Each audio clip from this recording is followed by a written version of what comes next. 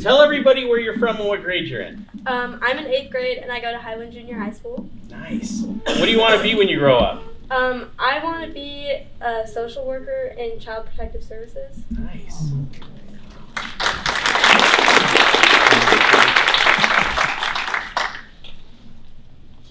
Have you ever wanted something really, really bad? So bad that you talked to everyone about it. So bad that you spent hours and hours working on it. So bad that you dreamt about it day and night. Well, Martin Luther King Jr. did. In fact, he wanted it so bad that he put himself in danger and eventually was killed trying to get it. So, what did he feel so strongly about that he was willing to give his life for it?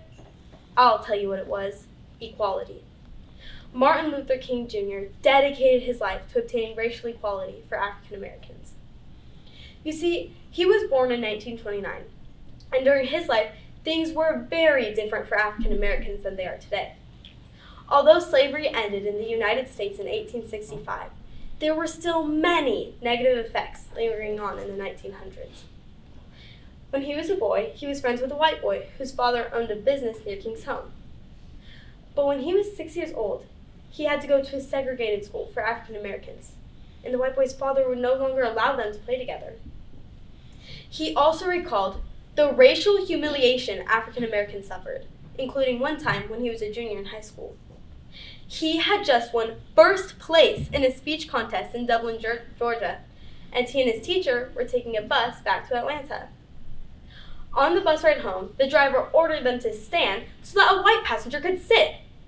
At first, he wouldn't do it, but his teacher said he'd be breaking the law if he didn't, so he obeyed the driver.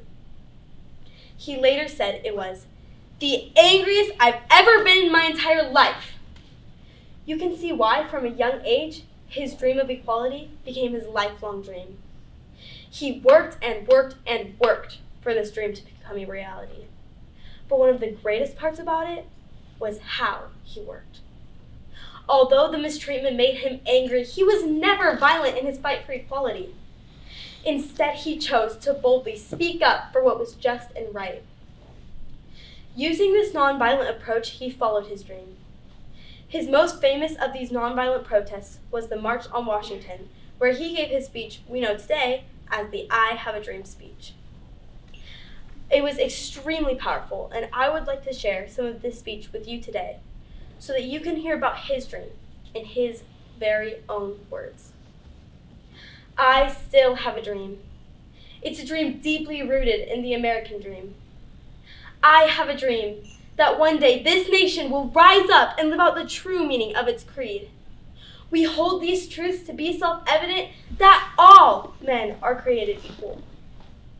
I have a dream that one day on the red hills of Georgia, sons of former slaves and sons of former slave owners will be able to sit down together at the table of brotherhood.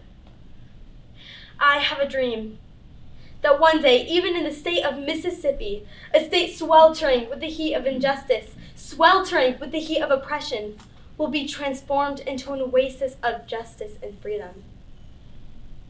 I have a dream that my 4 little children will one day live in a nation where they are not judged by the color of their skin, but by the content of their character. I have a dream today. That was Martin Luther King Jr.'s dream. I also have a dream. My dream is that we will all follow the legacy of this incredible American. That when we see someone being treated unfairly, we will stand and fight against injustice. However, we will not do it with violence, but with dignity. That is what a true American would do. That is what I will do. Will you join me?